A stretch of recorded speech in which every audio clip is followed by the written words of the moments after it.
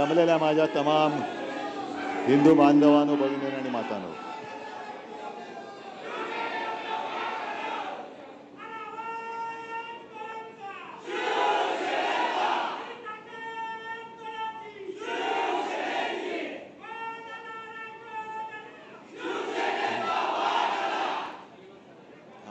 चल नाही, गेल्या 8-10 दिवसापासून बातम्या सुरू आहेत. शिवसेनेतून काही गद्दार फुटले. मग काही जणांनी कोल्हेखोई सुरू केली की शिवसेना संपली. हे मला वाटतं तोच माईक चांगला होता.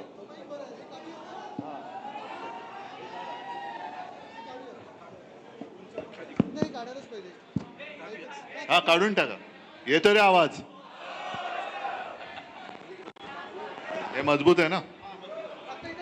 नाही, ठीक आहे, राहू दे, इकडे राहतो. हे तुम्ही खाली बसा ना आता. मग काही जणांनी एक कोल्हेखोई सुरू केली की शिवसेना संपली, उद्धव ठाकरे फिरत नाहीत. मग म्हटलं मी फिरतोच आणि राहिलेली शिवसेना दाखवतोच, तिची ताकदही दाखवतो. आणि एक लक्षात आलेले माझ्या की संजय, आता आपण जे बोललात ते हरामखोर गेलेत, नमक हराम गेलेत, पण कट्टर कडवट शिवसेने एक सुद्धा जागचा हललेला नाहीये. काही वेळेला काय होतं की चांगल्या गोष्टीला एक नजर लागते. तसा आपला हा वाशिम यवतमाळ जो मतदारसंघ आहे, हा पाहिला तर परंपरागत आपला शिवसेनेचा भगव्याचा बालेकिल्ला आहे. कारण या वाशिम जिल्ह्याची निर्मितीच हिंदू हृदय सम्राट शिवसेना प्रमुखांनी केली, आपल्याला माहिती असेल. आणि सातत्याने इथून तुम्ही सगळ्यांनी ज्याच्या हातामध्ये भगवा आहे तो आपला व्यक्ती न बघता मतदान केलं. मग आमदार असेल तर आमदार, खासदार असेल तर खासदार तुम्ही निवडून दिलं. पण नजर लागली, मी म्हणतोय ते एवढ्यासाठी की एक 2-4 वर्षापासून गद्दारीची कीड इकडे लागली. आधीच्या होत्या त्यांनी गद्दारी केली, ती गद्दारी गाडून टाकायची म्हणून नवीन बुजगावणं उभं केलं, ते बुजगावण्याने गद्दारी केली. पण आता मात्र गद्दारीला थारा द्यायचा नाही, नमक हरामीला थारा द्यायचा नाही म्हणजे नाही. कारण मी नमक हराम हा शब्द एवढ्यासाठी वापरतोय, मी मुद्दाहून बघितलं की नमक हरामी शिवी आहे का? नाहीये. कारण ज्याचं जो उपकार करता असतो त्याचे उपकार विसरून त्याच्याशी जो दगाबाजी करतो तो नमक हराम, तो हरामखोर. आणि तसे सगळे नमक हराम, मेंढ्यापासून सगळे नमक हराम आहेत, हरामखोर आहेत. कारण ज्यानी ज्यानी म्हणजे शिवसेनेनी, शिवसैनिकांनी रक्ताचं पाणी करून, रक्त आटून, स्वतः काही बघितलं नाहीत तुम्ही, ना कधी विधान भवनात आलात ना कधी संसदेत गेलात. पण यांची स्वप्न ही तुमच्यामुळे त्यांनी बघितली, बघू शकले आणि गेले तिकडे. पण हे लुटार एवढे माजलेत, जो उल्लेख आता आणखीन संजय राऊत तुम्ही केला, राम मंदिरच लुटायला निघाले ते.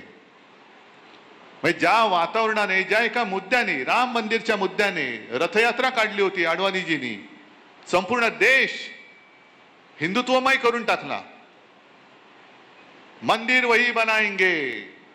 अरे बाबरी पाडली तेव्हा शेपट्या घालून पळालेली तुमची अवलादी, हा, म्हणजे अंगावर काय आलं तर शेपट्या घालायच्या. ते सगळं गंडांतर होतं, ते शिवसेना प्रमुखाने अंगावर घेतलं होतं. म्हणजे सगळे पळाले होते, एक सुद्धा भाजप. आज 56 वाले छाती इंच, काय 56 इंचाची छातीवाले नामोनिशाण नव्हतं कुठे. मग एक कोणतरी भाजपवाला बोलला होता, हे आमचं नाहीच. कसं असणार तुमचं? कारण शौर्य गाजवणं भाजपवाल्याचं कामच नाही. शौर्य आणि भाजप हे दोन विरुद्धार्थी शब्द आहेत. आणि शिवसेना प्रमुख गरजले होते की जर हे माझ्या शिवसैनिकांनी केलं असेल तर त्यांचा मला गर्व आहे. पाडण्याचं असं त्यांच्या मते. कारण आडवाणी असतील, अटलजी असतील, ये अच्छा नहीं हुआ, ये बुरा हुआ, ये काला दिन था, ते सगळं पाप तुम्ही आमच्या माथी टाकलं. आणि राम मंदिर उभारणीचं जे राम मंदिर यांनी उभारलंच नाही, कोर्टाच्या निर्देशाने उभारले गेलं, त्याचं श्रेय घ्यायला मात्र टिकोजीराव तिकडे. पण त्या राम मंदिरासाठी सुद्धा अनेक कारसेवकांनी रक्त सांडलेलं आहे, जीव दिलेले आहेत, जीव गमावलेले आहेत, दंगली घडलेल्या आहेत, अनेक जणांवरती पोलिसांच्या केसेस झालेल्या आहेत. मंदिर वही बनाएंगे, मंदिर वही बनाएंगे. मग शिलापूजन झालं, त्याच्यात सुद्धा शिवसेना प्रमुख, शिवसेना म्हणजे आता जे म्हणतात ना मी फिरलो नाही, तेव्हा शिवसेना प्रमुख जर फिरले नसते तर भाजपला गावातल्या काळ्या कुत्र्याने विचारलं नसतं. आणि अशी हिंदुत्वाची लाट निर्माण झाली, राम मंदिर निर्माण झालं. काय अभिमान वाटला आपल्याला. आणि त्या राम मंदिरावरती दरोडा घालणारे आत्ताचे बाबर आहेत हे. त्या काळी मंदिर पाडलं गेलं होतं, या काळी मंदिर बांधून लुटणारे ही बाबराची अवलाद नाही तर दुसरी कोणाची अवलाद आहे. गद्दारी फक्त उद्धव ठाकरेशी नाही झालेली, गद्दारी फक्त शिवसेनेशी किंवा गद्दारी तुमच्याशी नाही झालेली. गद्दारी या देशातल्या हिंदूंशी झाली आहे, हिंदूंच्या भावनांशी झालेली आहे, हिंदुत्वाशी झालेली आहे गद्दारी आहे. हे गद्दार जे तिकडे गेलेत त्याच्यामध्ये एका तरी हिंमत आहे लोकसभेमध्ये उठून प्रश्न विचारण्याची. राम मंदिर लुटलं जात आहे. मध्य प्रदेशच्या मुख्यमंत्र्यांच्या नावाने मंदिरांच्या इथल्या जमिनी ढापल्याच्या, कुटुंबियांच्या नावाने ढापल्याचे घोटाळे बाहेर येत आहेत. आता येताना मी वाचत होतो, राजस्थानमध्ये एक केंद्रीय मंत्री आहेत चौधरी नावाचे. इकडे शेतकरी आलेत का रे? सगळे खुश आहेत का? तुमच्या मालाला, शेतमालाला भाव मिळालाय? तुम्हाला नाही मिळाला. पण चौधरी नावाच्या त्या माणसाने काय केलं, तो या समितीचा उपाध्यक्ष आहे, त्यांनी स्वतःच्याच काकडीच्या शेताला 99 लाखाचं अनुदान देऊन टाकलं. बसा बोंबलत तुम्ही, हमी भाव पाहिजे, हमी भाव पाहिजे, हमी भाव पाहिजे. हमी भाव पाहिजे असेल तर खासदार व्हा, आमदार व्हा, मग बघा कसा हमी भाव मिळतोय खोक्यानी. मग खोक्याने हमी भाव मिळतोय. पण त्या चौधरी नावाच्या माणसाने स्वतःच्याच खात्यातनं स्वतःच्याच शेताला काकडीच्या पिकासाठी 99 लाख रुपये अनुदान देऊन टाकलं. याला म्हणतात कोल्हा काकडीला राजी. कोल्हा म्हणजे शूद्र वृत्तीचा माणूस, त्याला काकडी दिला तरी तो आनंदी असतो. सुख किती जरी असलं तरी काकडी दिली तरी चालतं. तसे गद्दार, त्यांना तुमचं प्रेम परवडलं नाही, प्रेम नाही पचलं, पण गद्दारी पचते म्हणून नमक हरामी केले त्यांनी. हा राम मंदिराचा मुद्दा, हिंदुत्वाशी गद्दारी केलेला मुद्दा, आपल्याशी गद्दारी केलेला मुद्दा सोडता येणार नाही, सोडू शकत नाही. आम्ही अस्सल कडवट देशाभिमानी हिंदू आहोत, मराठी आहोत, पण हिंदू आहोत. आमच्या हातात सुद्धा भगवा आहे, छत्रपती शिवरायांचा भगवा आहे. आम्ही सुद्धा जय शिवराय आणि जय श्रीराम बोलतो. पण त्यांचं म्हणजे भाजपचं हिंदुत्व हे भोंदुत्व आहे आणि आमचं हिंदुत्व हे देशाभिमानी हिंदुत्व आहे. आमचं हिंदुत्व हे घर पेटवणारं हिंदुत्व नाही, तर घरातली चूल पेटवणारं हिंदुत्व आहे.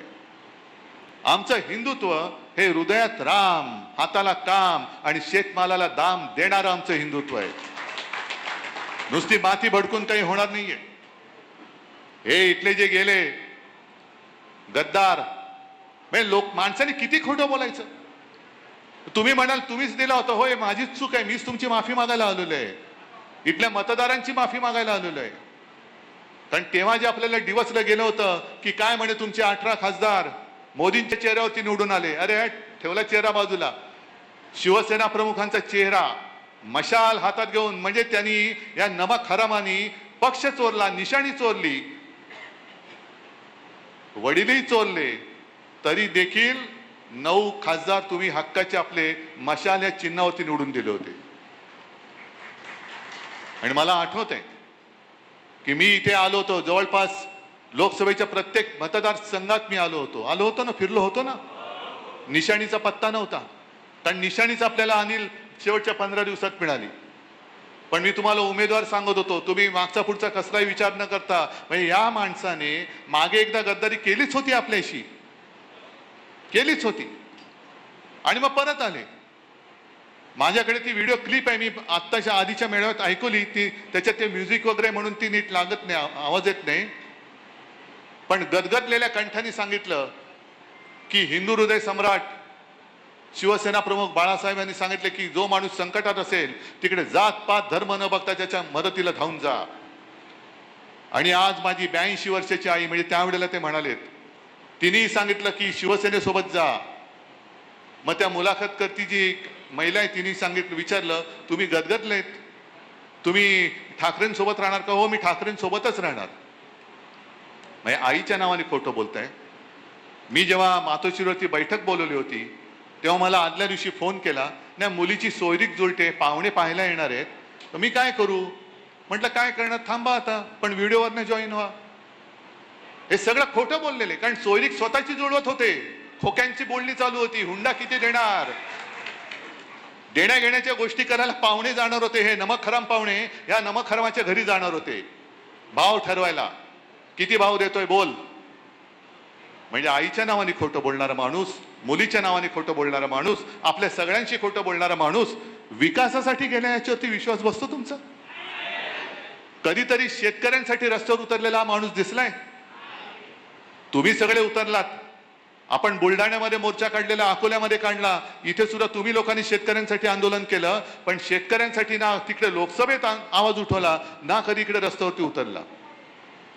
आणि विकास निधीचा सुद्धा तो तक्ता मी नाही मांडला, त्या मुंबई तकच्या साहिल जोशीने मांडलेल्या, पाहिलात का तुम्ही? निधी किती आला आणि निधी किती खर्च झाला. म्हणजे विकास निधी मिळत होता तुम्हाला. बरं, विकास निधी हेच जर का कारण असेल तर मग असं समजायचं का की याच्या पुढे कोणी भाजपच्या व्यतिरिक्त कोणाला मतच द्यायचं नाही, कारण तिकडे विकासच होणार नाही? इथे भाजपच्या छाताडावरती आपला भगव्याचा खासदार निवडून आला, पण भाजपला मतं मिळालीच नाही इकडे. मग त्यांची कामं काय करायची नाहीत? आम्ही हा भेदभाव केला नाही. इकडे माझ्याकडे आजही खासदार आहेत, आजही आमदार आहेत, आमदार तर आहेतच. कोणी काम घेऊन आला तर त्याला कोणता पक्ष विचारत नाही. मुंबईमध्ये सुद्धा कोणी शाखेमध्ये आला, रक्ताची गरज आहे, त्याला विचारत नाही पक्ष कोणता. पटकन शिवसैनिक तयार होतो, त्याचा जो ब्लड ग्रुप असतो त्याच्याप्रमाणे आपला रक्तदाता तयार होतो, आणि तो भला कोणत्याही पक्षाचा असतो, अगदी भाजपचा असला तरी आपल्या निष्ठेचं रक्त त्याच्यामध्ये देण्याचं तो पवित्र काम करत असतो. रक्तदान पवित्र काहीतरी आमच्या माध्यमातून 2 थेंब तरी निष्ठेचं रक्त या गद्दारांच्या अंगामध्ये दिलं पाहिजे. आता हा प्रश्न केवळ तुमचा आमचा नाहीये. जे एक लोकसभेच्या वेळेला यांचा प्रचार चालला होता, अबकी बार 400 पार, कारण यांना मूळ म्हणजे संविधान बदलायचंय.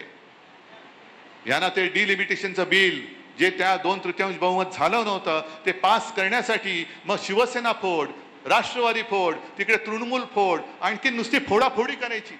शेतकरी आत्महत्या करतोय. यवतमाळ, वाशिम हा पट्टा जास्तीत जास्त शेतकऱ्यांनी आत्महत्या केलेल्या आहेत. लाज लज्जा शरम राज्य करताना कोणाला काही राहिलेलं नाहीये. खोकेच्या खोके घेऊन तुम्ही गद्दाराच्या घरी जाताय. अरे सारी लाखाची मदत माझ्या शेतकऱ्याच्या घरात जाऊन का नाही करत तुम्ही? ज्याप्रमाणे आपलं सरकार असतं आपण कर्जमुक्ती केली होती. मी मुक्ती शब्द वापरतोय, कर्जमाफी नाही. माफी ही गुन्हेगाराला द्यायची असते. माझा शेतकरी गुन्हेगार नाही, तो माझा अन्नदाता आहे, त्याला मी मुक्त करेन. माफ करण्याची तर वेळच येत नाही, कारण तो अन्नदाता आहे. कर्जमाफी हा शब्द माझ्याकडे नाहीये. आणि मी अनेक वेळा विचारलेलं आहे, ज्याप्रमाणे कोणती अटीतटीचा सामना न करता 2 वेळा त्या आपले सेवा केंद्र काय जे आहे सरकारचं तिकडे गेल्यानंतर शेतकऱ्याच्या खात्यात थेट कर्जमाफीचं किंवा कर्जमुक्तीचे पैसे हे जात होते की नव्हते? मग ती कर्जमुक्ती आणि यांची हे कोण मोठे आलेत कर्जमाफी करणारे, कोण तुम्ही? 2019ची कर्जमुक्तीचा लाभ ज्यांना मिळालाय त्यांना ह्या कर्जमाफीचा लाभ मिळणार नाही. काऊन देणार नाही? हे गद्दार उघडणार आहेत तोंड, विचारणार आहेत. जे नमक-हराम मिंदे तिकडे बसलेले आहेत ते मुख्यमंत्र्यांना विचारणार आहेत. कोणाची हिंमत नाहीये, पण कोणी प्रश्न विचारायचे नाहीत म्हणून फोडाफोडी करत चाललेले आहेत. आणि शिवसेना ही केवळ आमदार खासदारांपुरती मर्यादित नाही.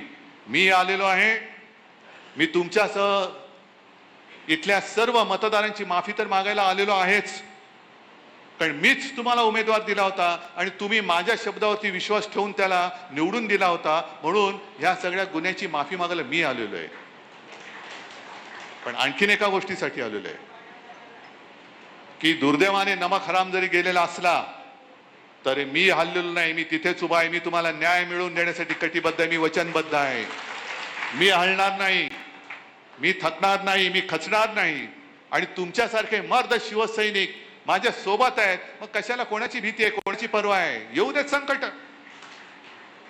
संकटाच्या छाताडावर चालून जाणारे शिवसैनिक जे बाळासाहेबांनी मला दिलेत, ते जोपर्यंत माझ्या सोबत आहेत तोपर्यंत किती संकट येऊ दे त्यांना पायदळी तुडवून त्यांच्या उरावरती भगवा रोवून पुढे जाणारा मी आहे. फक्त प्रश्न आहे तुमचा, कारण हा जो राग आहे, हा जो उद्रेक आहे, हा या गद्दारीला, या यवतमाळ वाशिम मतदारसंघाला यांनी ज्यांनी कीड लावलेली आहे त्या किडीला गाडून किंवा गाडल्याशिवाय स्वस्थ बसायचं नाही ही शपथ तुम्ही घेणार असाल तर मग पुढच्या वाटचालीला अर्थ आहे.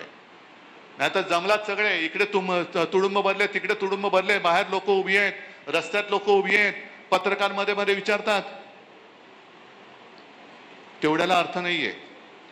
ही गद्दारीची कीड गाडण्यासाठी तुम्ही 3 वर्ष तर 3 वर्ष, कारण आपण त्यांना काय आव्हान देतोय, हिम्मत असेल तर राजीनामा दे आणि मैदानात उतर. अरे हिम्मत असती तर चार्टर्ड विमानाने पडून नसते गेले. म्हणजे विकास निधी खासगी विमानातून दिल्लीवारी आणि सगळीकडे जात आहेत, हा यांचा विकास. माझा शेतकरी बोंबलतोय आणि विमानातून वरनं आमचा विकास निधी चाललेला आहे. काय चाटायचंय? तर अस्सल भगवा हातात धरलेला शिवसैनिक कसा असतो हे त्याला दाखवलं पाहिजे. तुम्हाला तो जिथे दिसेल तिथे त्याला जाब विचारला पाहिजे. आता तो ज्या भाषेत बोलतो त्या भाषेत जाब विचारायचा. जसा मुंबईचा एक गद्दार बोलला, पत्रकारांनाच बोलला, तो ज्याची जशी भाषा आणि ज्याचं जसं कृत्य असतं तसा जाब कसा विचारायचा तो मी आत येताना नितीन भाऊ तुम्ही सांगत होता. त्याच्यामुळे जाब कसा विचारायचा मी नाही सांगत, पण जाब विचारायचा हे तुम्हाला मी नक्की सांगतोय. आहे तयारी? आणि यापुढे यवतमाळ वाशिम हा जो काय आपला लोकसभा मतदारसंघ आहे, आतापर्यंत काय व्हायचं, संपूर्ण मतदारसंघात खासदार यायचा तो खालच्यांची सेटिंग करायचा की खाली तू वरती मी, खालती एकच यायचा तो म्हणायचा खाली मी वरती तू. नाही, मला आता खाली वरती काय नाही, मला आमदार पण पाहिजेत आणि मला खासदार पण पाहिजे. देणार आहात तुम्ही? आता सांगितलं ना डॉक्टर देवळे, बरोबर ना? गेल्या वेळेला किती मतं पडली? 1,04,000. कुठला मतदारसंघ होता? वाशिम. पुढच्या वेळेला आमदार करण्याची जबाबदारी तुमची. आतापासून तयारीला लागा. निवडणुकीसाठी जी मांडणी करायची, जी बांधणी करायची ती करत राहा आणि त्याच बरोबरीने हा गद्दार जिकडे फिरेल तिथे तिथे त्याला जा.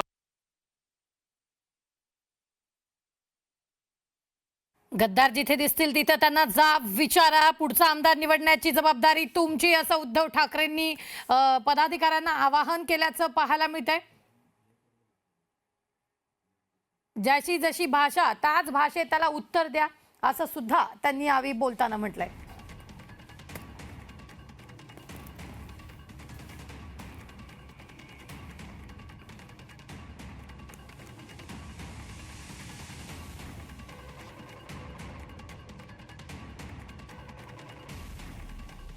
तर सध्या आपण पाहतोय गद्दार जिथे दिसेल तिथे जाब विचारा, असं त्यांनी म्हटलंय. हिम्मत असती तर चार्टर विमानं दिल्लीला गेले नसते.